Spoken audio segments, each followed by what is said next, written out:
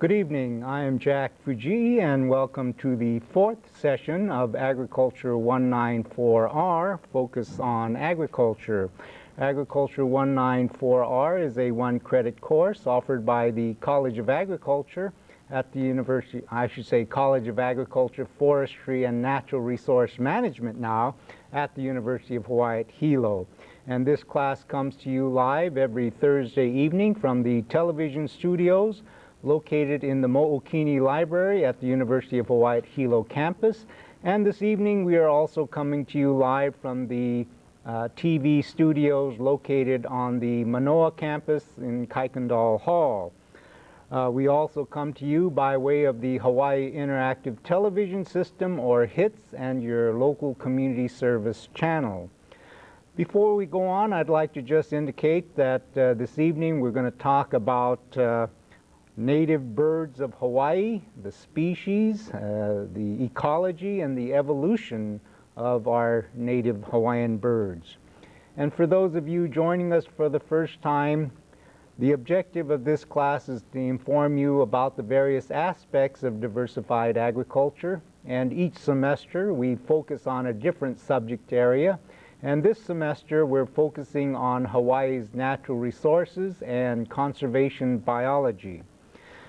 Before I go on, if I may have the Elmo, I'd like to just let you know again that if you have to get a hold of me, you can get a hold of me at the College of Agriculture, Forestry, and Natural Resource Management, University of Hawaii at Hilo, 200 West Kauili Street, Hilo, Hawaii, 96720-4091.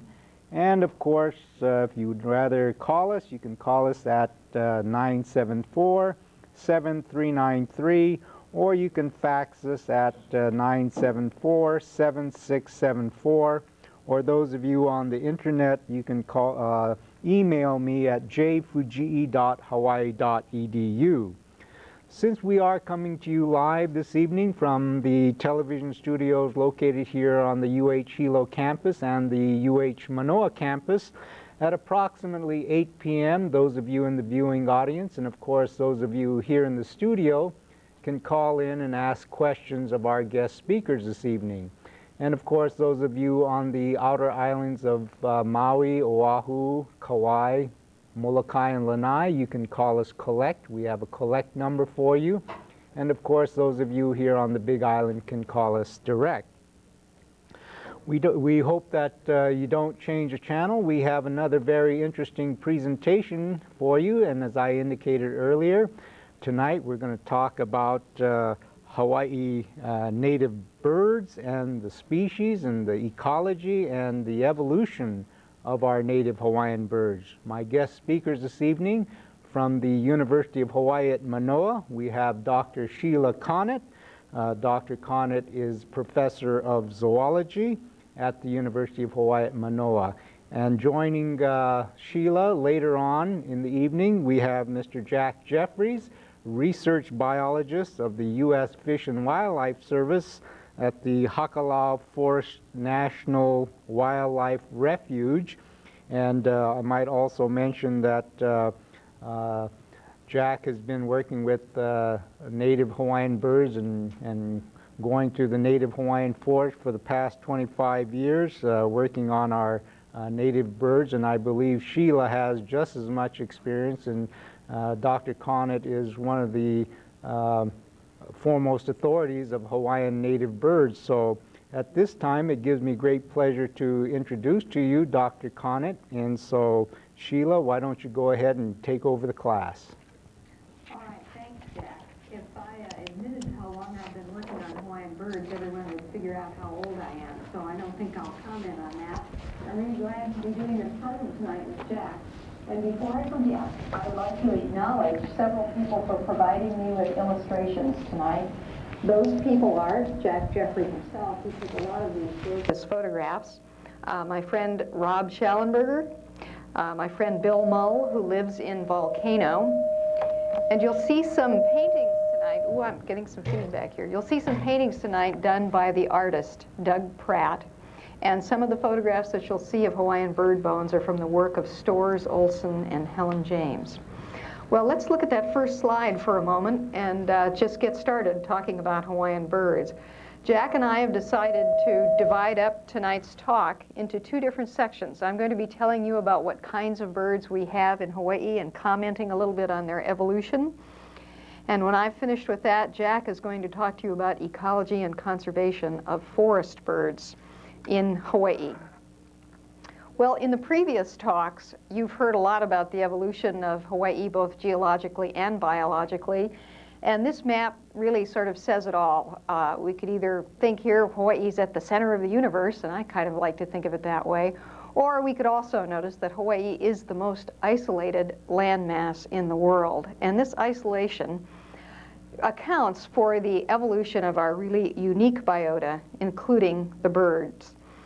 And today I'm going to talk about birds in the whole archipelago of the Hawaiian Islands, and I'm going to begin with the birds that occur in the northwestern Hawaiian Islands, way up there in the left corner. Well, actually, they're not in the left corner. The northwestern Hawaiian Islands occupy more than half of the length of the Hawaiian archipelago, and there are a lot of interesting birds out there that we're going to talk about. But before we get started on seeing what those birds look like, I'd like to switch to the Elmo for a moment and just introduce you to a few terms. We've got terms that we use to refer to the distribution of organisms in Hawaii. Native means a species that naturally occurs in Hawaii. An indigenous species is one that's native to Hawaii but is also native or naturally occurring elsewhere. An endemic species is one that's native only to Hawaii or some small portion of it. And alien is the term we use to refer to species that came from somewhere else, introduced by people either accidentally or intentionally. Then I'm going to be using some words that tell us a little bit about the fossil of our Hawaiian birds, the status of our Hawaiian birds. The first of these terms is fossil. These are the species that are known only from Polynesian times, and paleontologists have found them and refer to them as fossils, or sometimes subfossils, because their bones have not quite turned to rock. When I use the word extinct, I'm going to be referring to Hawaiian birds that have become extinct since continental contact in 1778.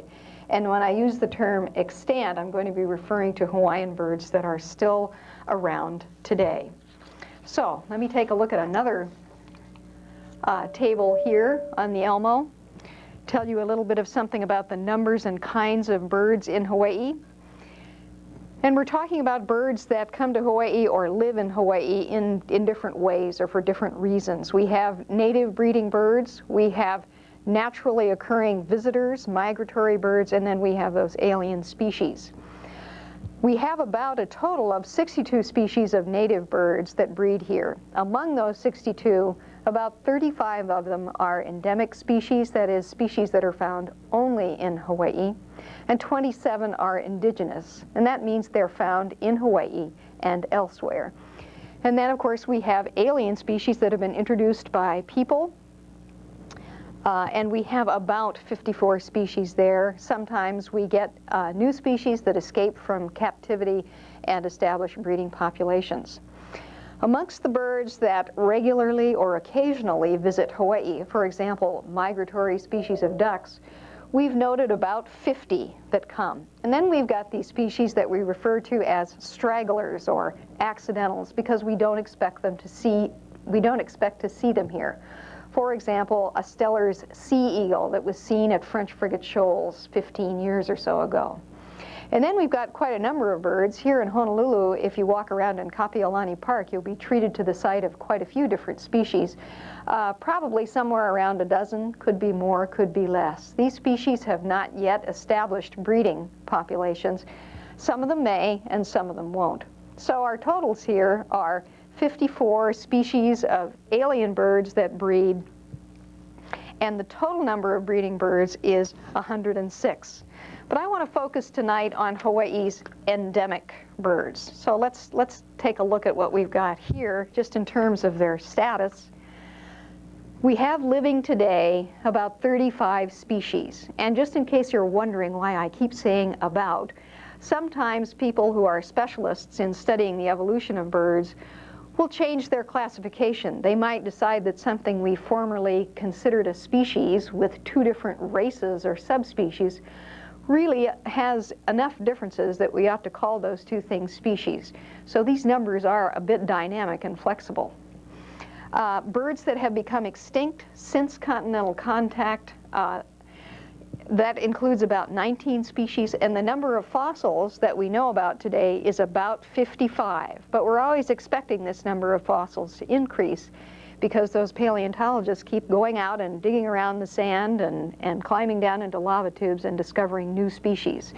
So right now, our knowledge tells us that we had at least 109 species of birds in Hawaii that came here, underwent speciation via adaptive radiation, and eventually formed at least 109 different species that were found nowhere else in the world. So just one more of these slides, if you'll bear with me, that I want to talk about. This is the organization of the photos that you'll see today. I've decided to divide the birds up by habitat. We'll be looking at seabirds and migratory birds, mostly in the northwestern Hawaiian Islands. Then we'll be looking at species of birds that we find in wetlands, species that we find in upland habitats, and then species that we find in forests, primarily rainforests. So let's go back to those slides and have a look at the kinds of birds that we have in Hawaii today. So we're looking at the map here, and the seabirds I'm going to show you do occur throughout the Hawaiian archipelago, but they are concentrated in those islands that are beyond Ni'ihau. Those islands include low in terms of altitude, nevertheless higher than sandy islands, low basalt islands like Nihoa that you see here in this picture, as well as low sandy atolls like the island of Laysan. These seabird breeding colonies that we find in the northwest Hawaiian Islands comprise the biggest aggregations of breeding seabirds anywhere in the Pacific. So they're really very interesting colonies. And they're pretty impressive places to be. I took this picture in January of 1981. And here you can see a colony of Laysan albatrosses. Most of the birds are incubating their eggs, and they all seem to be facing off to the left. I think they might be watching the Super Bowl, or they could just be facing into the wind. So these are Laysan albatrosses. They breed in the Hawaiian Islands and in a very small number of other places in the world. This is the Christmas shearwater, and this bird is known from, of course, the island of Kiribati, which used to be called Christmas Island. And it's a shearwater, closely related to albatrosses and also to the petrels. It breeds in most of the northwestern Hawaiian Islands group. This is a very small petrel. In fact, it's called a storm petrel, and you can see it's sitting here. This hand belongs to an adult male. So you can see that the bird is really quite tiny. It's like a very diminutive albatross. It has very long legs. These birds come down and patter their feet on the water, and when invertebrates are attracted to those little movements, the birds swoop down and eat them. And here's a chick of that species, which is the band-rumped storm petrel. And this chick weighed 9 grams right after it hatched out. So you could mail 3 of these with just one of those new 32-cent stamps. Here's a species that was known and revered by the ancient Hawaiians. This is the great frigate bird. In the background you see a male with the dark breast. In the middle ground, a female with the white breast. And in the foreground here is a chick.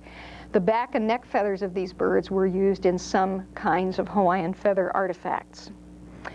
This is the red-tailed tropic bird, or koa'eula. And if you look really carefully, you can see 2 very long red tail feathers coming out of the tail of this bird. And those feathers were also used in some kinds of Hawaiian featherwork. This bird is a superb flyer, feeds way out at sea, and usually is solitary. Here's another interesting seabird. This is the brown booby. We have 3 different species of boobies in the Hawaiian Islands. I like these because you can tell the difference between the sexes. On the right, the bird with the blue face and the light-colored eye is a male. On the left is a female, and she sort of has a greenish face. The brown booby. We have several species of terns and noddies in Hawaii, and this is one of the most familiar ones to all of us. This is the brown noddy. Those of you that are down on the Big Island or who live in the Hana area of Maui might see a very similar species, the black noddy. It's a little bit smaller, a little bit darker in color, and has a broader white cap than this bird. Now, there are a number of different kinds of migratory birds that associate with seabirds, but which can also be found along shorelines, and we refer to these generally as shorebirds. This is a bristle-thighed curlew, and I'd like to think if you could look at his thighs really closely, you could see those bristles, but I never have been able to get close enough. This is a fairly large bird, taller than the average size chicken, has a wonderful whistle that's easy to imitate, and they'll come in and have a look at you if you whistle at them.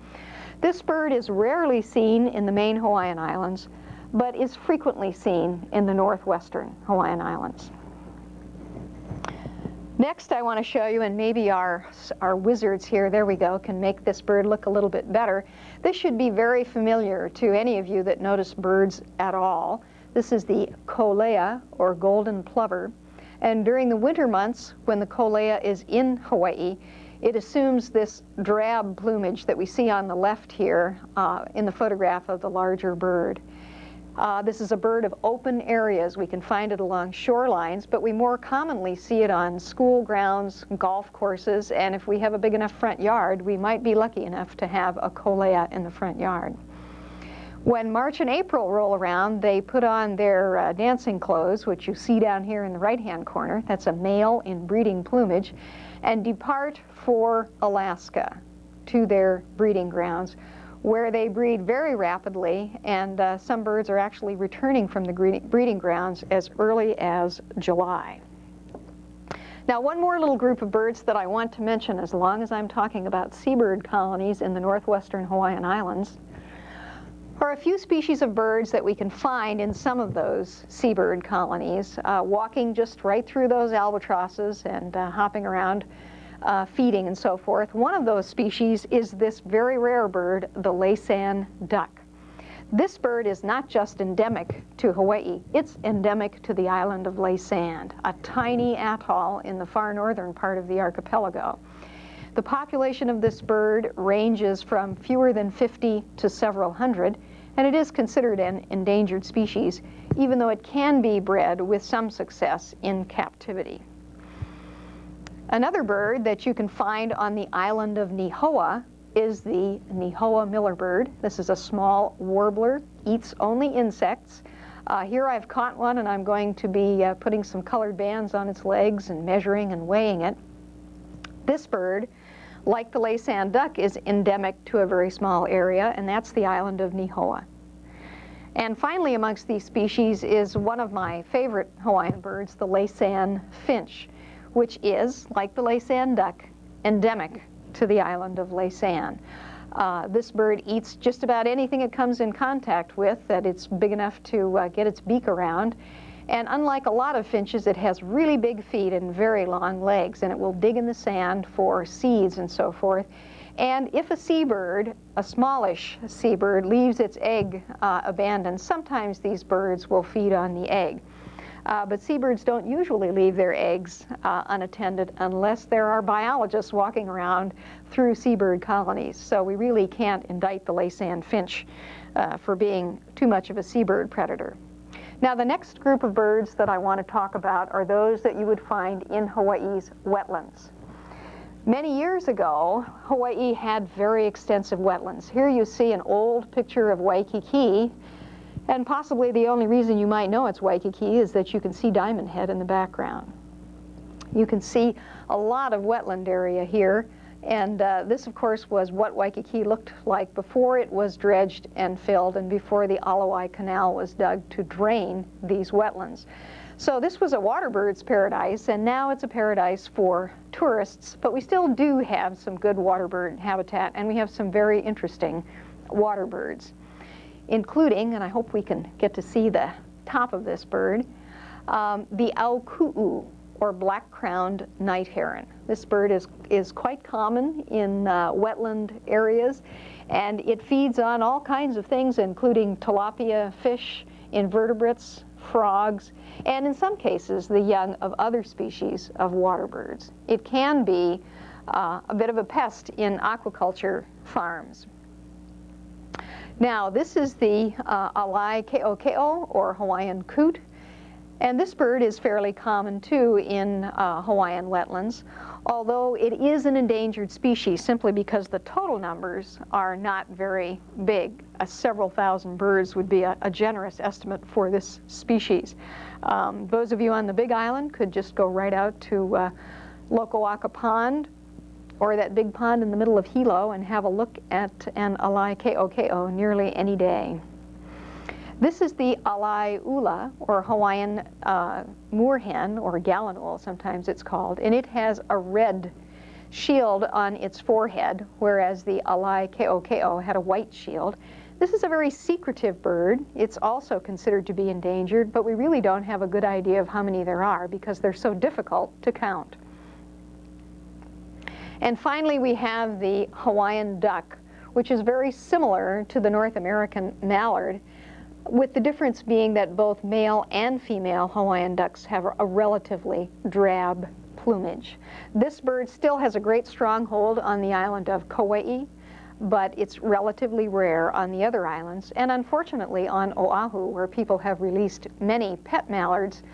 Hybridization of Hawaiian ducks with feral mallards, or wild mallards that used to be pets, has really resulted in a great degree of hybridization, and we're not really sure what sort of ducks we have on Oahu anymore. Now we're going to move uphill a little bit. Here is a photograph of some parkland habitat in Hawaii Volcanoes National Park, and you can see koa in the background and grasses in the foreground here. We're going to take a look at some of the birds we might find in this environment. Well, one of the birds we'd see is our state bird, the nene, or Hawaiian goose. This bird naturally occurred on all of the main Hawaiian islands at one time. Now, wild populations exist on the Big Island, on Maui, and on Kauai. And although this bird was saved from extinction by timely actions on the part of Herbert Shipman and Hawaii's Department of Land and Natural Resources, it's still not out of danger yet. The mongoose is a threatening predator, and suitable food for goslings is often a problem during the breeding season. Now, here's one of those paintings by Doug Pratt. This is Doug's concept of what one of the many species of flightless geese looked like. Hawaii had 8 species of flightless geese, and they were really quite remarkable. I've got a picture for you here of some of the skulls of those geese. You can see that they were massive, and I wonder if our projectionist could zoom in on the skull that's in the upper left-hand corner. Well, maybe not really well, but that goose that's in the upper left-hand corner, if you were able to look at this picture more closely, you could see that it has projections on that lower mandible that look almost like teeth. These large flightless geese that used to roam the uplands and possibly to the lowlands of Hawaii were sort of the equivalent to buffaloes in North America or antelope in Africa. They were large grazing animals. These particular species were flightless, and we do know from some archaeological evidence that some of these species were eaten by the early Hawaiians. And other species that were found in both uplands and in rainforest include the 3 that you might see in this plate if you're really sharp.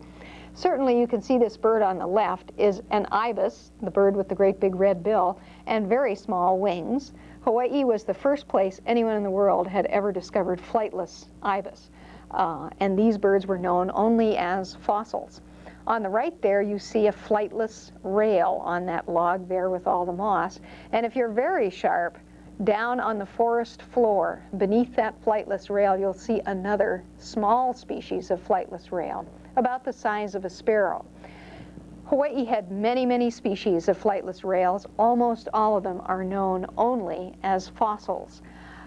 Why did they go extinct? Well, we don't really know, but we do know that the early Hawaiians brought the Polynesian rat with them. All of these birds were ground nesting species, no doubt, because they were flightless. And possibly the Polynesian rat, perhaps the introduced pig or the introduced dog, and the Hawaiians themselves may all have eaten either adult birds or eggs of these species. In addition to that, their habitats were probably changed by various human activities. One of the two species of rails that did exist after continental contact was the Laysan rail, which you see right here. Unfortunately, this bird became extinct in the 1940s for reasons a bit too complicated to go into here, but it was another remarkable species of flightless rail. We know that in all of the Pacific Islands, if we were to count them up, we would be able to tally more than 2,000 species of flightless rails from the various islands and archipelagos in the Pacific. All right, now we're getting into our predator birds. This is a picture of the Io, or Hawaiian hawk, which we now know only from the island of Hawaii, although we do know from our paleontologist work that it occurred on the islands of Molokai and also on Kauai. And I suspect when more evidence comes in, we'll find that this bird was very wide-ranging in the Hawaiian Islands. Before continental contact, during the Polynesian occupation time, and of course, certainly before then, we also had a species of large eagle, about the size of a bald eagle, and a marsh hawk, or harrier. All of these large birds of prey undoubtedly preyed on smaller birds, just as our native owl, the pueo, which you see here, does today. In addition to the pueo, there were 4 other species of owls in Hawaii, known only as fossils, and here I've shown you some pictures of what the skulls of a couple of those species look like. They were relatively small owls and had very long legs, and they were built really quite well for chasing down birds, catching them, and devouring them. All right, we're ready to move into the forest birds, and there was a very great variety of forest birds in Hawaii. So I'm just going to give you a sampling of a few of them, and then of course you'll get to see more when Jack talks about ecology and conservation. One of our most famous birds in Hawaii is the alala, or the Hawaiian crow. Famous, unfortunately, for not very happy reasons. The alala is one of the world's most endangered species. There are very few birds remaining in the wild. There are a few in captivity, and there has been some success breeding these birds in captivity.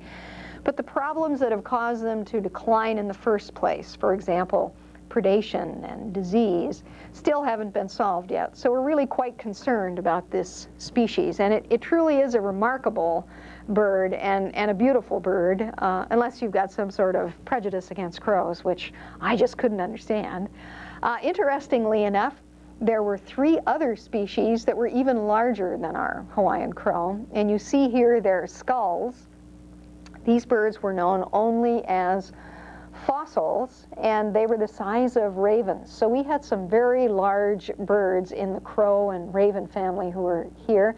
They probably fed to a degree on the eggs and young of smaller songbirds, but they also ate fruit. We know that the alala is a fruit eater, and they might have been important in the dispersal of seeds of plants with large fruits.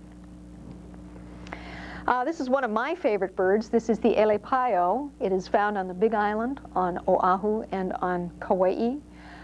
3 different subspecies of this bird. It eats insects. We call it a flycatcher, and it has a brief but charming song and builds a beautiful little nest, and is one of the species on the Big Island and on Kauai that seems to be doing pretty well.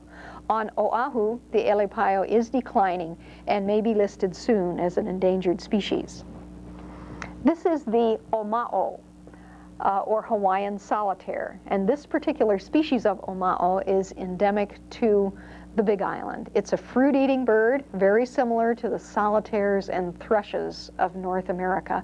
Has a beautiful liquid song, and those of you on the Big Island could just drive up to Volcano any morning and hear this bird singing. Now, there was a small speciation of birds in the family that we call honey eaters. Those of you that are watching might know these birds as the OOs. And I've just chosen to show one here today. This is the Big Island OO. And its feathers were used in Hawaiian featherwork, particularly those beautiful yellow feathers there at the shoulder. This bird has been extinct for over 100 years, and I certainly regret not being able to see it. The OOs had beautiful songs, were large birds amongst the forest birds, and fed on nectar and insects. This is every ornithologist's dream, this group of birds that we see here projected. These are, this is a selection of heads of Hawaiian honeycreepers. The Hawaiian honeycreepers are a subfamily of finches, and we can believe that if we look at the lower left-hand corner of this picture. We believe that these birds, which comprise a group of about 50 different species, all evolved from a single type of finch that colonized here some 3 to 5 million years ago. It's a remarkable group of birds, as you can see just by looking at the pictures of the heads. All kinds of different bill shapes and sizes, and lots of variation in body color, and of course in ecology and behavior. And Jack will tell you more about that. This picture here is Doug Pratt's portrayal of some of the different means of feeding that these birds used. You can see, if we start at the very bottom of this slide, we can see a bird that's taking nectar from a flower in the lower left-hand corner. If we move now in a clockwise fashion, we can see a little bird that's hanging with its head upside down, a creeper, taking insects from the surface of bark. Next up in a clockwise direction, we see the Akiapola owl pounding a hole in the tree there and taking beetle larvae out of it, and so forth. Each one of these species of Hawaiian honeycreepers had a very special sort of food that it ate and lived. Most of them had relatively specific habitat requirements, and unfortunately many of them are extinct today. Well, let's take a look at some of these birds and see what we see. You folks on the Big Island probably are familiar with this bird. This is the palila. It's found at high altitude on Mauna Kea there on the Big Island, and it feeds on the seed pods, flowers, and insects associated with the mamane tree. Here is a bird that became extinct about 100 years ago. This bird was called the grosbeak finch for obvious reasons, and it was able to crack and eat the seeds of the nio tree, or false sandalwood, which are very, very hard. They're hard to crack even with a hammer. We did have some other species of finch-billed birds that had equally massive birds, and here you see a photograph of some of the beaks of fossil species of Hawaiian finches with large bills. Here is an amakihi. This is one of the most persistent species of honeycreepers that one can still find in the Hawaiian Islands. It may no longer occur on the island of Lanai, but we have it here on Oahu in good numbers, and it's on the other islands as well, and occurs at relatively low altitudes. This bird does feed on nectar and can pollinate some flowers, like this tree geranium that's found on Maui. And it also can take the juices from fruits. It's kind of a generalist. This is an extinct species from Kauai, the Akialoa, a very long curved bill, and it may have taken nectar from flowers, but it may also have gotten insects from heavy growths of moss on trees in very wet forests. Here is that famous woodpecker honeycreeper that you find only on the Big Island, the Akiapola owl. And you can see in this picture that the lower bill or lower mandible of this bird is shorter than the upper mandible. It's also straight, and the bird uses that straight, short lower mandible to pound a hole, woodpecker-like fashion, into a branch, and then it uses that curved upper part of the bill to pull out the beetle larva and devour it joyfully. And the beetle larvae that this bird might go after are often some of the species of longhorn beetles that are found in koa trees, and the Akiapola owl does favor koa forests. This species of bird is the Alawahio, or Molokai creeper. It's probably extinct now. It fed on insects that you'd find on the bark of trees and amongst the lichens, such as the ones shown in this painting, and perhaps even fed on little organisms like this spider that you'd find in some of those environments. Of the birds that are specialized nectar feeders, this is the most common. This is the apapane, and the red of the apapane is very similar to the red of the ohia lehua flower. Perhaps good camouflage against all those long-legged owls that were flying around hundreds of years ago. And this bird, like many of the other nectar-feeding honeycreepers, has a fringed tongue. I have to thank Jack Jeffrey for this picture, and that helps it to, if you will, drink or suck up nectar from the flowers that it feeds on.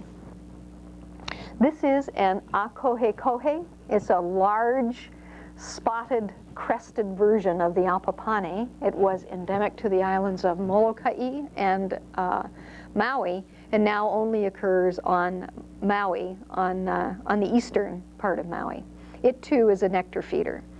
There were two species of mamo. I've only shown one here, and the mamo was rather like a very large eevi, the bird that you saw at the very beginning of the program. Its beautiful yellow feathers were sometimes used in Hawaiian featherwork, and we imagine that it may have taken nectar from flowers like this ohe naupaka. Well, we know that a lot of these Hawaiian forest birds do have problems today. Many of them are endangered, and there are a variety of reasons. Some people would say perhaps feather collecting was a problem. I personally think that that is not likely to have caused extinctions of birds. What's more likely is the things that we do to the environment in Hawaii make the habitat a lot less hospitable to the birds. So in ending here, I want to take one more look at a table on the Elmo, and then I'm going to ask Jack to explain why things are so terrible and what we can do about them.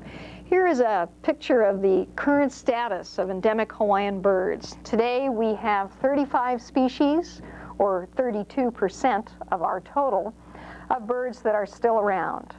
During the period since continental contact, that is since Captain Cook got here, 19 species have become extinct, 18%.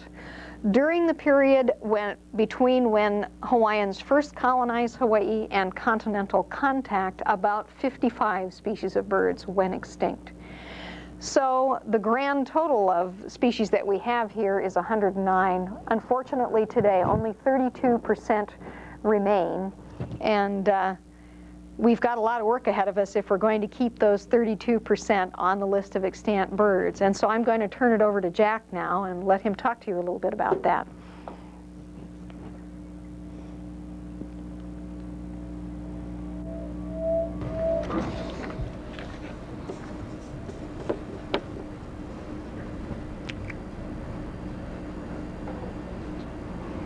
Thank you, Sheila. As Sheila mentioned, since European contact, there's been a real extinction crisis in Hawaii. We've lost a great number of our bird species. And one of the things I want to talk about is why. What's happened in that time and the reasons for those extinctions. What's going on? What are the limiting factors? What are the factors that are limiting the Hawaiian bird populations now? And the other thing I want to talk about is what are we doing about it? I mean, we must be doing something. We can't just sit back and watch these things go extinct. So that's what I wanted to talk about, a little bit what we're doing about it. Could I have the slides, please? A slide you've seen already. The Hawaiian honeycreepers, as Sheila mentioned, all evolved from one colonization 3.5 million years ago, sort of just before I was born. But we're looking at a large number of species, again, evolving from one colonization. These birds, one of them, the Kona grosbeak finch, as Sheila mentions, has a very large beak. It's a specialist. It was discovered probably around 1890, and by 1896 it was gone. It was extinct, gone forever. Again, it was a specialist. If you can see that large, thick bill used for crushing nio seeds. The Akeloa, last seen in the 1960s on Kauai, now extinct. A specialist again, very much a specialist. Look at that bill, almost 2/3 the length of the bird's body, but has a very, very specialized bill form. The o'u. Now the o'u was a fruit feeder. It was also, it also had a very specialized bill and a specialized food source. And if you look at the o'u, since the last one seen anyway, it was the last one seen on Kauai were about 1989. The last one seen on the Big Island was about 1986. This particular bird was one of the most common birds in the forest in the early 1900s. So it's, you know, why did this bird disappear? Again, it's another specialist, the o'u. Well, if we look at the way the current existence of forests on the Big Island and the other islands, you can see that the green shows you about where the forests are, what's left of the forest in Hawaii. We've had dramatic declines in forest habitat for many of our forest birds. We're looking at a very reduced forest situation. You saw the picture that Sheila showed of Waikiki and some of the other areas that were once wetlands. Well, take a look at what it looks like now. Those wetlands are long gone. If you look up into the valleys that were once forested, those forests are also gone. Why? Well, human encroachment in those habitats over time. Picture of the Big Island. Now, at one time, we had forests probably up to around 10,000 feet in elevation. If you look at what's happened now, the lower elevations, up to around 2,000 to 3,000 feet, the forests are completely gone. The upper elevations, down to around 6,000 feet, the forests are gone. So the birds are basically caught in a band between 3,000 and 6,000 to 7,000 feet in elevation.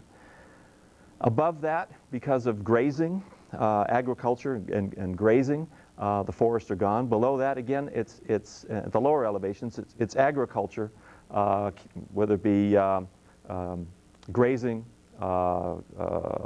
plantations such as cane and whatnot, sugar cane. But anyway, the forest at those low elevations are gone. If we look at the koa forest nowadays, the koa forest, the remnant koa forest that's left, is only about 19 or 20% of the remaining of the forest that existed at one time. So we're only looking at about 20% of the forest of that particular koa forest left. Why? Well, let's talk about the birds first. In the koa forest and the upper koa ohia forest, we're looking at a number of species that exist up there. For instance, the Hawaii creeper, endangered, several thousand left. Again, it's a specialist. The Hawaii akepa, a specialist. It's an insect feeder that feeds, it actually has a cross bill, and it feeds on insects that it pulls out of the leaf axils and leaf buds. So another specialist. And of course the Akiapola'au, the bird with the Swiss Army knife for a bill. Sort of acts like a woodpecker, is able to extract insects from branches. We have no other woodpeckers in Hawaii, and this bird has evolved into that woodpecker niche. Very, very, very specialized in the koa and koa ohia forest. I'iwi, being a nectar feeder, feeds on a lot of the flowers, also in this forested area. Looking at the forest, again, we're looking at about 20% of the koa forest remaining. Most of the forest looks like this. We still call this koa forest, but it's been tremendously destroyed by cattle grazing for the most part. Logging has taken a great toll on the koa forest throughout Hawaii. Koa logs, there's more pressure on the koa logging nowadays because of the price of koa. The price of koa keeps going up, putting more and more pressure on the remnant koa forests. Of course, once the koa is extracted, in most areas, cattle are then introduced to that habitat, which keep the koa from growing. It reduces any regeneration, any forest regeneration is completely reduced because of the cattle. Cattle eat those young seedlings, and we don't have the regeneration like we used to in the past. This is a view of the Waimea Plains. Looking towards Hualalai, you can see Maui in the background. I mean, not Hualalai, excuse me. Looking towards the Kohala Mountains, and you can see Maui in the background. That whole Waimea Plain was covered with forest at one time. It was covered with wet forest on the windward side, and then on the leeward sides, more dry forest. If you go there today, it's just mostly open pasture, and that's about it. That's all you see in that particular area. The area you see behind Hawaii, around Waipio and Waimanu valleys, still are watershed and basically are protected from cattle grazing. In the dry forest, this is a dry forest on the west side of Mauna Kea at high elevation. This particular forest once occurred around most of the mountain, the dry Mamane forest, and even it is reduced to less than about 10% of what it was in the past. The Palila lives in this particular forest, and it survives on the mamani seeds, the seeds in the pods of the mamani tree, that making this bird very much a specialist. It can't leave this forest. It survives only on these particular seeds. Perhaps one of the reasons why it's very much endangered.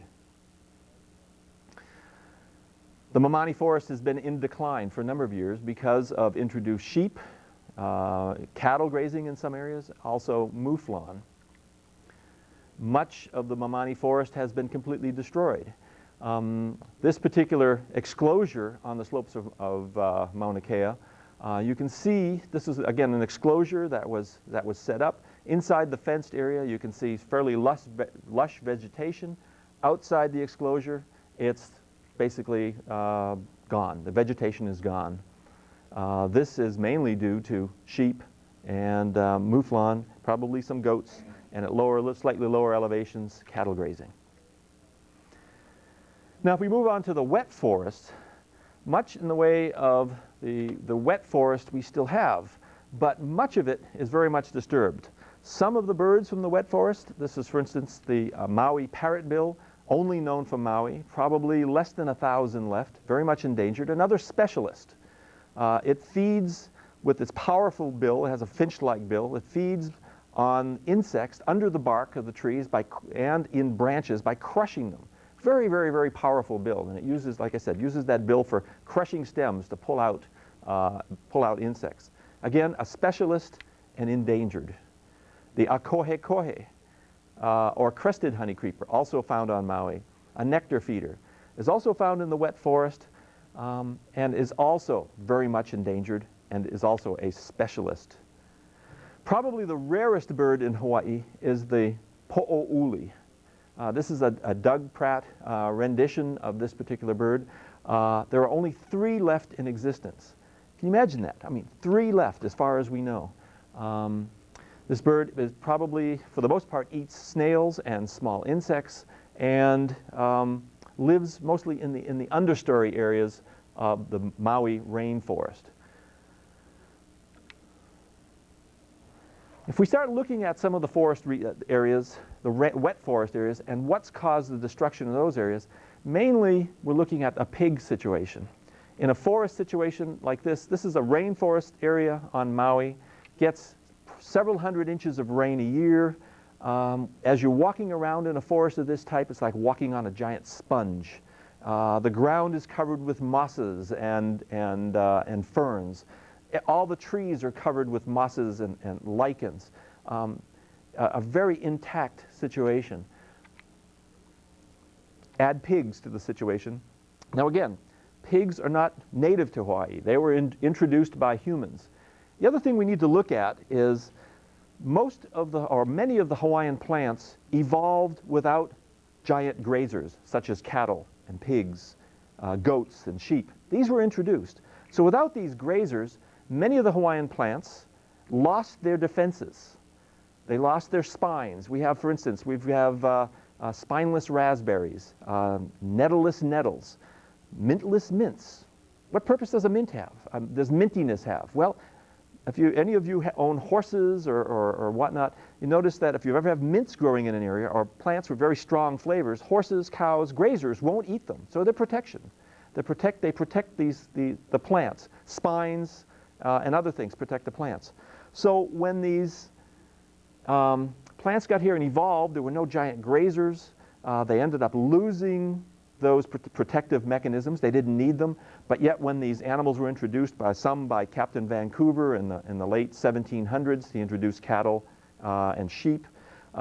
Those animals walked into a giant salad bar. That's what it was. Nothing to stop them. No fences, nothing. And continue to eat the forest till this day.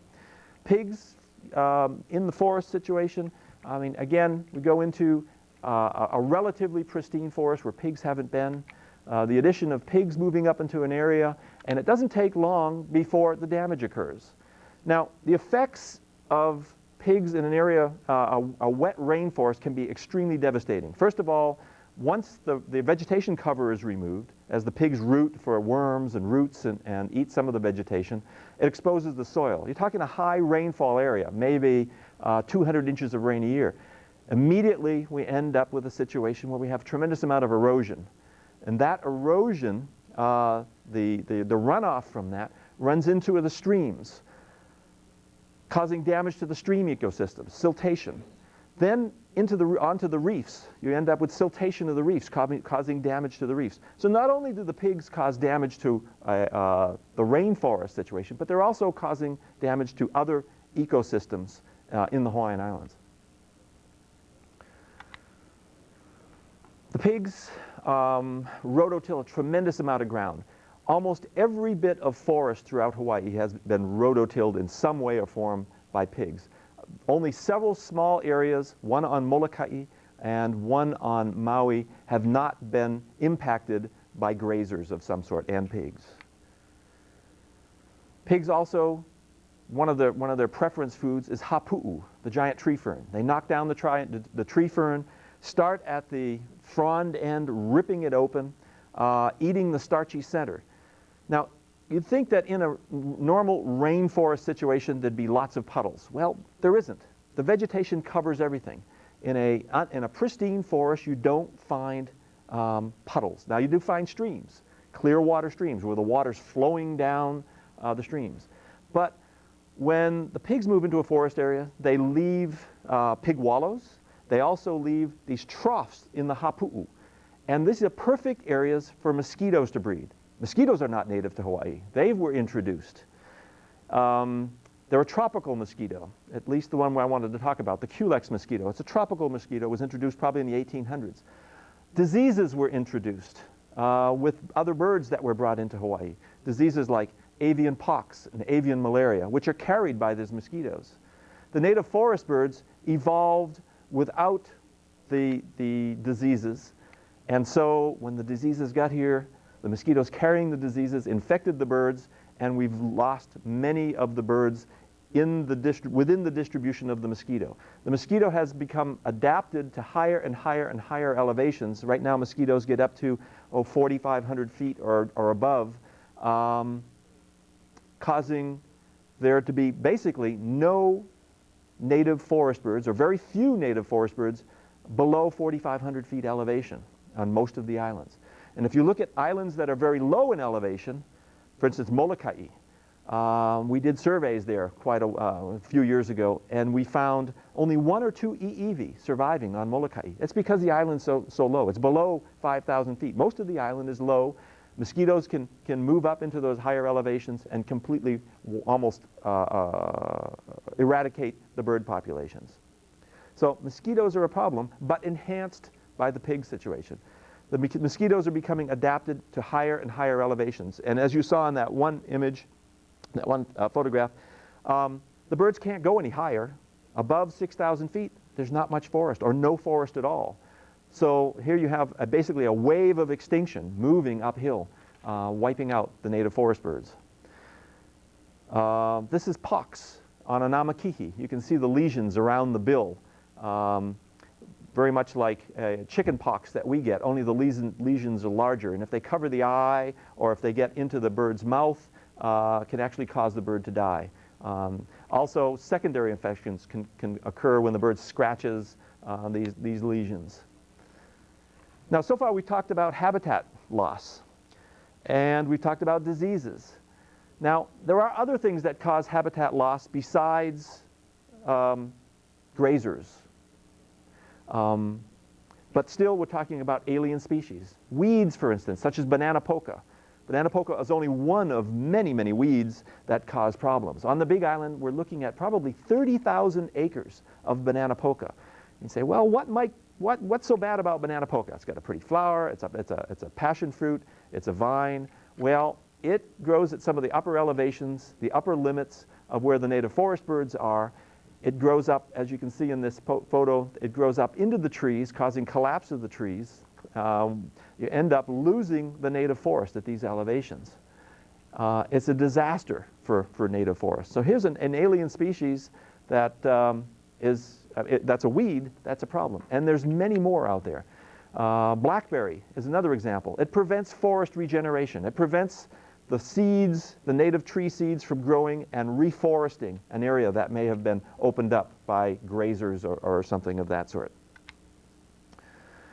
Well, there's other problems. When we're looking at limiting factors, again, let me look at that again. Okay, habitat destruction is one. We're looking at a disease as an issue. We're also looking at a bunch of other things. What was that? Anyway, predation. Predation is also a big problem. Mongoose was introduced to control rats, and I think probably everybody knows that story. Introduced to control rats, it turns out that rats are diurnal. Nocturnal. They're nighttime feeders. Mongoose is a daytime feeder. Not much overlap. So the mongoose hasn't done its job. We still have lots of rats, but now we have mongoose also as a problem. Cats have been introduced over the years. Cats go feral, go wild, and you find wild cats in the forest feeding on a lot of the native forest birds. And cats may have been another problem, along with mongoose, in wiping out the flightless birds that had evolved here. One of the big problems, this continues to be a major limiting factor, is rats. The black rat, or the ship rat, was introduced during the 1800s by the whalers by accident.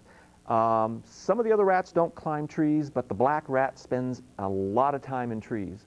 It gets into native birds' nests, eating eggs, young, and will even attack adults from time to time. So it's a major predator on the native forest birds. Rats also compete with native forest birds. Some of the native forest birds are fruit eaters, and rats get in and eat those fruits. The rats will also eat flowers. When the rats eat fruits, they tend to digest the seeds. They chew up the seeds and digest those seeds. So you have no forest regeneration. When native forest birds eat the seeds, generally, depending upon the bird, if it's a fruit eater, the seeds pass through the bird's gut, and the seeds are dispersed through the forest for forest regeneration. But when the rat eats that fruit, the seeds are gone, and they're taken out of the system, and there's no chance for regeneration. Other competitors, introduced birds like the Japanese white-eye and various other species, compete with native forest birds. The Japanese white-eye is an insect feeder. It's a very common bird throughout all the islands. It's very prolific, and it feeds on insects competing directly with native forest birds. Even insects that have been introduced, such as the yellow jacket wasp, have been introduced, and the yellow jacket also eats insects. So it goes out eating insects in a native forest situation. Can you imagine a hive or a nest? These are underground nesting wasps. They may have as many as 20 or 30,000 wasps from that hive, from that nest, going out and collecting insects. How many insects they pull in. When you have a bird like an Evie, which is a nectar feeder but needs insects to feed its young, it needs to give those kids that protein boost. But here's normally a nectar feeder out collecting insects. If there aren't enough insects for this bird to eat because of competition from either wasps or introduced birds, there's not enough insects for this bird to feed its young. The the nest does not survive, and the bird populations begin to decline. So you can see when you start putting all of these limiting factors together, it can be a tremendous, tremendous problem. Well, what are we doing about it? What are we doing about this decline, this extinction crisis? With the number of birds that are endangered now, we've got to be doing something. Well, back in the 1970s, mid-1970s, U.S. Fish and Wildlife Service put together what was called the Hawaii Forest Bird Survey. Prior to that, we didn't really know a lot about the forests. We didn't know a lot about where the birds were or how many they were. And in order to be able to do something about these endangered birds, we needed to start working on finding where these birds were. So we put the Forest Bird Survey together. And this was basically people trained to go out and look at plants and census birds in certain areas. Well, on the Big Island, it took us 3 years, and all these little lines are transects. You'd start at the top, you'd census birds all the way down, and all of these were in native habitat. And like I said, it took 3 years to do this particular survey. Now, with this information, and let me show you a little bit of what we found from this survey. This particular map gives you an idea. The yellow is where endangered birds were found within native forest bird habitat. The blue is such as Volcanoes National Park. As you can see, that large blue patch in sort of the center right. That's Hawaii Volcanoes National Park. The blue and the green are protected areas, areas that are protected. Now we know that Hawaii Volcanoes National Park is protected, but it's not set aside for birds. The red is the overlap between protected areas and forest birds. Endangered forest birds. Looking at this map, if I were to say to you, are we doing a very good job in protecting our native forest bird species, what would you say? No. No. I mean, it's almost like we started protecting areas that have where the birds aren't. Well, this is a picture from about 1982, right after we gathered all the data and put together maps like this. Now, armed with a map like this, we can go to our legislators, and say, look, we need to do something. We need money. If you're interested in protecting endangered species, we need money. We know right where the birds are. We need to start setting aside some of the land. Well, a more recent image shows you what we've done. A little more red, but are we doing a good job? Better, but it's definitely not perfect. There's still a lot of yellow over there in unprotected areas. Now that large red patch in the upper right-hand corner was an area that was identified. It had a high complement, a large complement of native forest birds. It still had some intact forest, and it was a ranch. That ranch came up for sale. That was the Shipman Ranch. So being able to target that ranch to say, okay, it's for sale, we need to buy that because it's within the endangered species habitat. And we did. And this became Hakalau Forest National Wildlife Refuge. Now, one of the things that what I want to talk about here is, again, part of the what are we doing about it? And that's setting aside areas that we can protect. Protect from weeds, protect from feral ungulates, allow the forest to return back to a more natural state for the birds, for the biodiversity of the ecosystem. Hakalau is just one example. And let me talk a little bit about Hakalau as an example because that's where I work, and I'm more familiar with that than any other place. The upper parts of the refuge were open pasture. Remember, this has been grazed for probably 150 or 200 years. So the upper part was just open pasture. No forest birds up there. But the lower elevations had some beautiful forested areas, a very intact tree canopy, and that's where the birds were. Well, we still had the problems. There were a lot of wild cows within that area, continuing to cause degradation in the forest. There were a lot of pigs in the area, still continuing to cause degradation. So the first target is getting rid of the feral ungulates. How do we do that? Well, fencing, putting in fences. A good example is this fence was in for about 4 years. The right side of the fence, the pigs and cattle had been removed. On the left side of the fence, the pigs and no cattle, but the pigs were still in that particular area. And you can see sort of the recovery that's taken place since that fence is put in. So by going in, putting in these fences, creating units of anywhere from 1,000 to a couple of thousand acres, then going in and removing these animals, we were able to affect forest regeneration. We're not immune from all the other problems. A lot of the birds, there's disease at the lower elevations, but we also had weed problems. And one of the weeds in the pasture areas that was preventing us from reforesting these pasture areas was gorse. And if you've ever seen gorse, gorse has no leaves. It has spines and flowers. And you can always tell when somebody's been working on gorse by the number of Band-Aids on their finger, because it's just spines. Cows won't eat it. It's introduced, it's an alien that's been introduced from Western Europe, and it's taken over thousands of acres of pasture land. Again, it's not a forest problem, but it's a pasture problem and it's a reforestation problem. The way we get rid of gorse is basically spray and burn, and it works. We've been able to remove most of the gorse from the refuge. But the problem is the gorse seeds last for about 50 years. They have a longevity of about 50 years. I guess you could call it job security, huh? Well, we decided we needed a forest restoration program. We needed to get out and start planting those upper areas. In my lifetime, the birds will probably never inhabit that area. But in my kids or my grandkids, we're looking at maybe 100 years before that forest gets to be old enough to be able to support bird populations. But if we don't start today, it won't happen. So we hired a horticulturist. We built a greenhouse. And since 1989, we've planted about 170,000 trees up at the refuge. Mostly with the help of volunteers. Without the help of volunteers, we couldn't do a lot of what we do with weed control and planting. But as you can see here, these volunteers are planting koa trees in a strip of open pasture. This was 1989.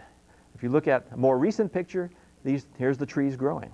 Now, what's interesting is some of the generalists, not the specialist birds, but the generalists like amakihi, are beginning to use, even at this short time, they're beginning to use some of this forest area for foraging. We get amakihi feeding in some of these trees.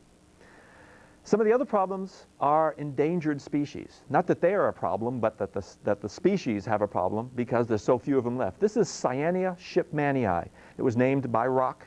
Rock was a botanist back in the early 1900s. He discovered this plant and named it after the shipmans who owned the property, Cyanea shipmanii.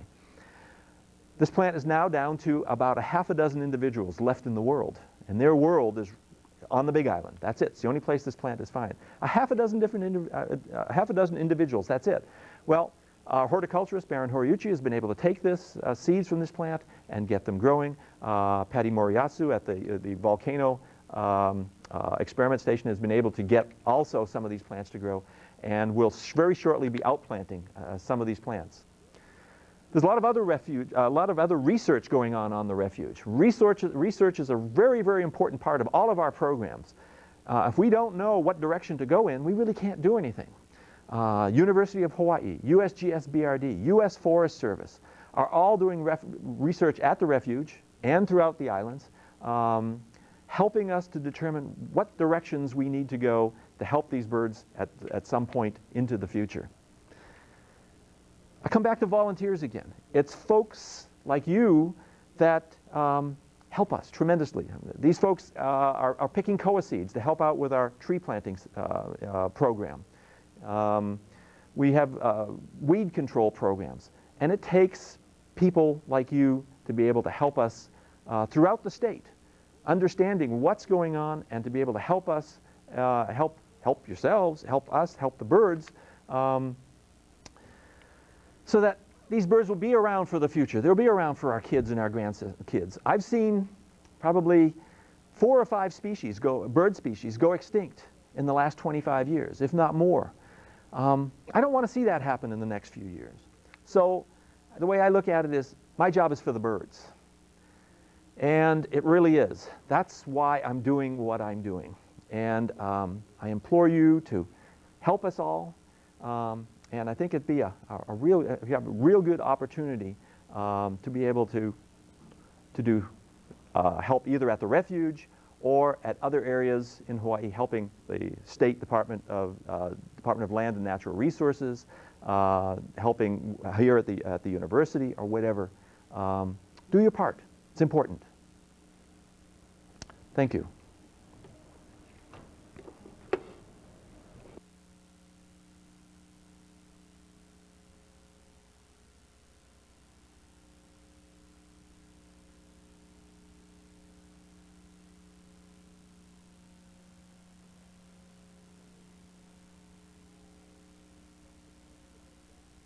Forgot my mic. Sorry about that.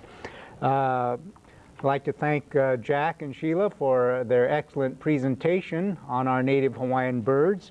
And at this time, we'd like to take phone calls, and the numbers will be on the screen. The numbers are 974-7726 or 974-7727, and of course those of you on the outer islands, you can call us collect at 961-9046.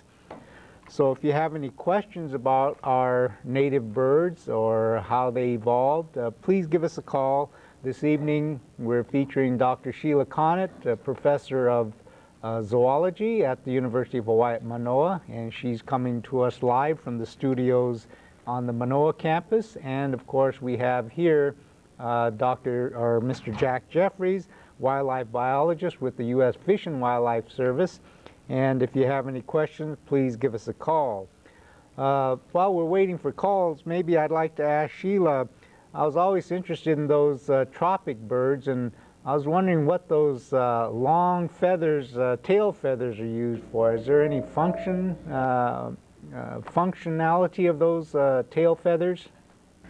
Sure, Jack. I think most biologists would say just about anything you want to look at on an animal has evolved as an adaptation for some reason. And if you watch tropic birds in flight, for one thing, it's a beautiful sight to see. But they use those long, and there's just two of those long red central tail feathers. I think it's rather like a rudder when they're turning. And these birds have a very elaborate courtship display. They fly in the air, and it looks as though they're flying backward. Let me turn to the side. You watch two birds courting. They're very maneuverable in the air, and one of the best flyers of all birds. So I think they're like a very highly developed rudder on an airplane. I guess I would make that analogy. Jack, you also mentioned that you require a lot of volunteer work. Now, if somebody wanted to volunteer and help you with your Hakalau refuge out there, how might they be able to get a hold of you? Well, Jack, they can give me a call at the office, 933-6915. And we've got a large volunteer program, all from March through June. We're doing a lot of work. We start our tree planting in April, and just about every weekend from April 15th through the end of June, every weekend we have about 10 people come up to the refuge to plant trees. We hope to plant about 8,000 trees this year. What about the bird surveys that you were talking about? Well, we don't need volunteers for the bird surveys because they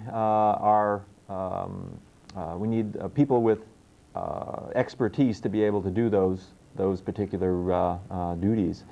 But we do need volunteers for weed control and various other things throughout the year. Okay, we have one caller, so will the caller let us know where you're calling from, and go ahead with the question, please. I'm calling from Hilo, and pretty much I think you just answered my question. I was wondering how you sign up to volunteer, what the process is. Do you just sit back and wait to get a call, or do you put something in the paper? No, we don't put anything in the paper. We sit back and wait for people to call us. We've got a pretty good list of people. When we need people, generally we call them, but it's up to people to call us to let us know that they're interested. Okay, thanks. Thank you for calling. We have approximately 68 or 70 Department of Education school teachers taking this course, And I was wondering if Sheila conducts any field trips, and if Jack does any field trip for our school kids, at least on Oahu. Sheila, could you say anything about if you do any volunteer work for taking people out on a bird watch or anything like that? Jack, I used to do a lot of that kind of volunteer work, and in my seniority here, I've backed off a little bit on that. But there are opportunities for people to go on field trips here on Oahu with people who know quite a bit about birds. And there are some opportunities for volunteers on Oahu, although I can't give you a telephone number right now.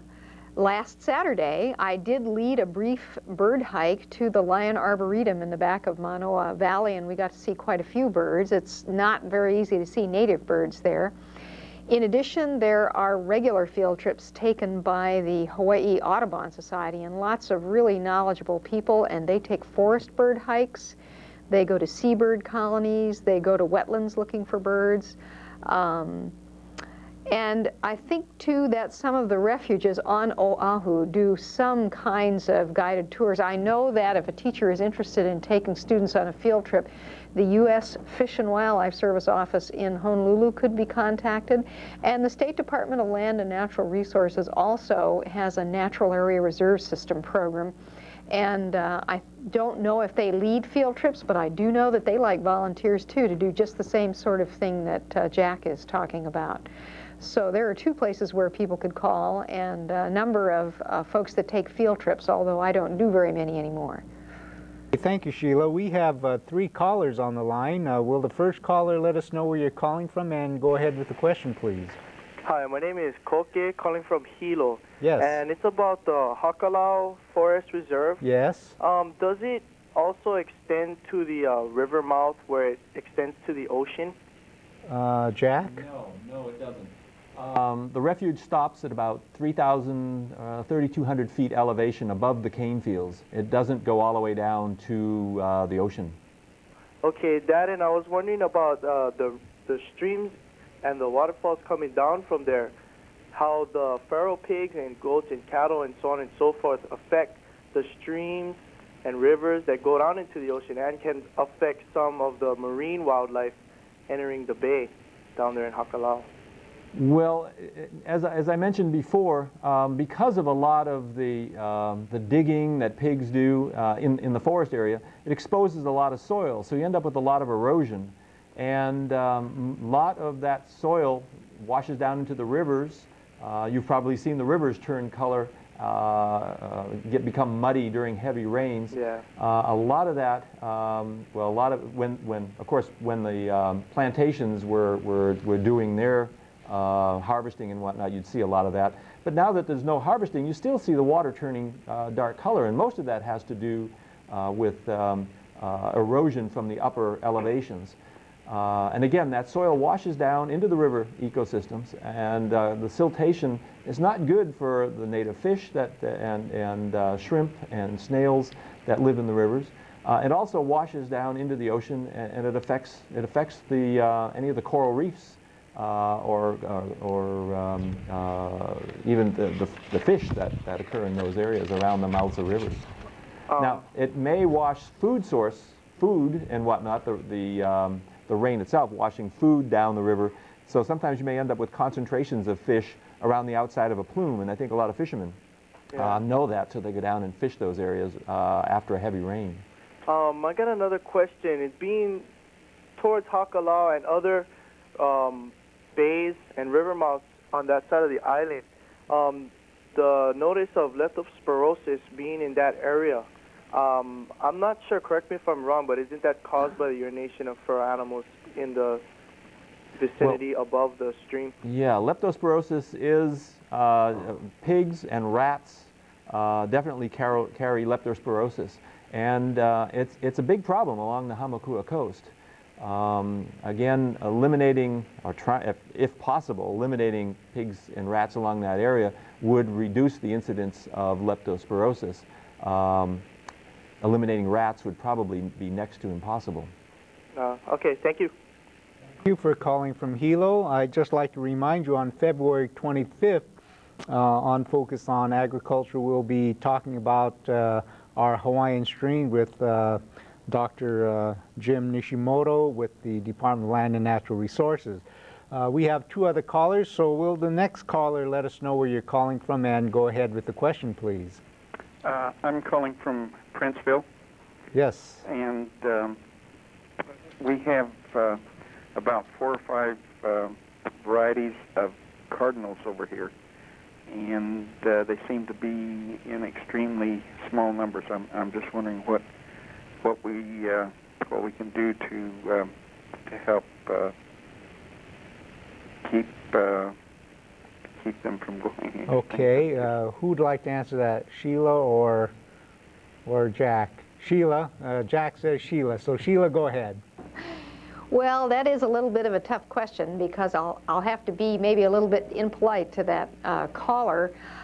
Cardinals are alien species in Hawaii, and as Jack has so eloquently pointed out, alien species usually are, if anything, not good for our native species, and we do have some reason to think that a number of different species of alien birds serve as reservoirs for some of these avian diseases like malaria and pox.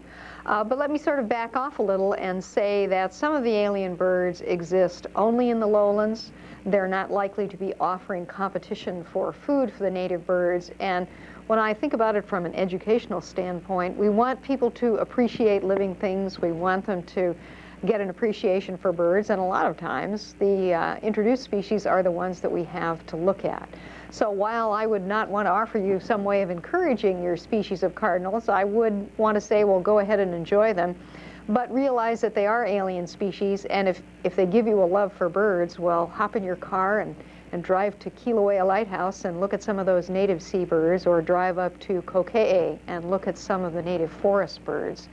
I hope that answers your question. Well, there's a pair of them that come around here quite often that are extremely attractive. They have just a very, very brilliant red head and breast, and that's surrounded by a white collar, and then various colors of gray on the rest of them. But there's, to my knowledge, there's only a pair of them.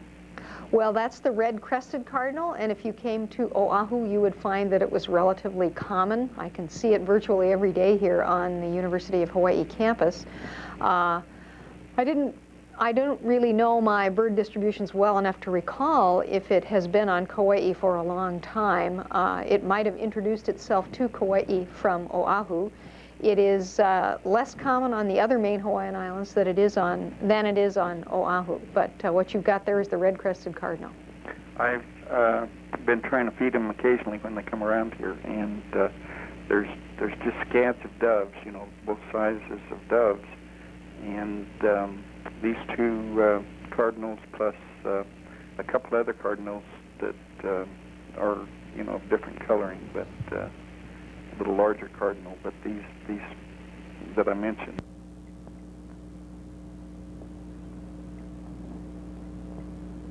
From Princeville. I guess not. We have two other callers, so will the first caller let us know where you're calling from, and go ahead with your question, please. Hello, you're on the air. Hello? Yes, go ahead. I wanted to know how many total acres do you have throughout the island fenced for these birds? Could you repeat, Jack, can you answer that question? Can you repeat the question, Jack? He wanted to know how many acres were fenced on the island, on the Big Island. I take it on the Big Island, did you ask? Yeah. Okay. I don't know exactly. At Hakalau, we have about 15,000 acres that are fenced. And there's other areas, for instance, Hawaii Volcanoes National Park, and I'm not sure how much acreage they have, and some of the natural area reserves. So I'm not exactly sure how much land is fenced, but for the total native forest, it's a very small amount of the total native forest that's fenced. Does that answer the question? Yeah. Thank you for calling. We Okay. have another caller. Could you let us know where you're calling from and go ahead with the question, please? Hello, you're on the air. Hi, I just had a question regarding the feral pig situation in the islands. What methods have been used to date to control the feral pig damage that they've caused to the environment, and what methods have maybe are in the works to be implemented to try to curb the effects of them on the environment? Okay, I think Jack might be able to answer that. Yeah. Obviously, fencing is the way to start. You don't want to do control methods in areas where you're not fenced. If you have an area that isn't fenced and you're trying to control animals, you get a lot of ingress. A lot of animals come in from the area around, so you're not doing a job. You're not doing the control. The best way is fencing and then controlling within that area. Now, I can't vouch for what some of the other folks are doing, but at the refuge, we start off usually with hunting with dogs, whether it be public hunting. We have a large public hunting program, and we also have our staff hunts where the staff goes out with dogs and hunts. Other methods include snaring, trapping, and that's about it. But you have to use a number of methods. One method won't necessarily work. We have to use a number of methods to be able to remove pigs from an area. Does that answer the question? I guess it does. We have another caller. Could you let us know where you're calling from and go ahead with the question, please? Hello, you're on the air. I would like to know... and where are you calling from? Hilo. Okay. I keep hearing the term alien species. What differentiates, I mean, where is the line drawn as far as alien species is concerned? All species are alien in nature. Okay, I think... So, you know, I would really like a definition there. Okay, Sheila can answer that question, I think. Sheila? Well, I'd have to say that I wouldn't agree with you that all species in nature are alien, but that would probably take us an hour or two to settle in a philosophical discussion. What I meant by alien, I defined at the very beginning of the program, but you might not have been tuned in at that time. Biologists use the term alien to refer to species that have been brought to a particular geographic area by people, either intentionally or unintentionally, rather than having got there and established populations on their own, for example, via migration or long-distance dispersal. Now, it's pretty hard to draw those lines if you're living on a big continent, but in Hawaii, it's pretty obvious. We're usually quite sure which species have been brought by people, particularly in the last couple of hundred years, because we have very good records. In other cases, we have to study the species and examine their characteristics to determine whether or not they're alien. And there are a few species of insects that we do kind of have a hard time understanding whether or not they might have been brought, for example, by the early Hawaiians, or whether they might have dispersed here on their own. So you're right in thinking that the line can sometimes be a little bit fuzzy, but for the most part, when we talk about alien species in Hawaii, we definitely know that they were introduced by people, and that's all we mean really by that term. Okay, well, thank you, Sheila. We've run out of time. I'd like to again thank Dr. Sheila Conant from the University of Hawaii at Manoa, Professor of Zoology, and Jack Jefferies for joining us this evening. Jack is, of course, a wildlife biologist from the U.S. Fish and Wildlife Service. And I'd like to just remind you that next Thursday we're going to talk about native spiders, and we have with us Dr. Rosemary Gillespie, so we hope that you'll join us next Thursday evening. And this is Jack Fujii saying thank you very much for watching Agriculture 194R, and good evening.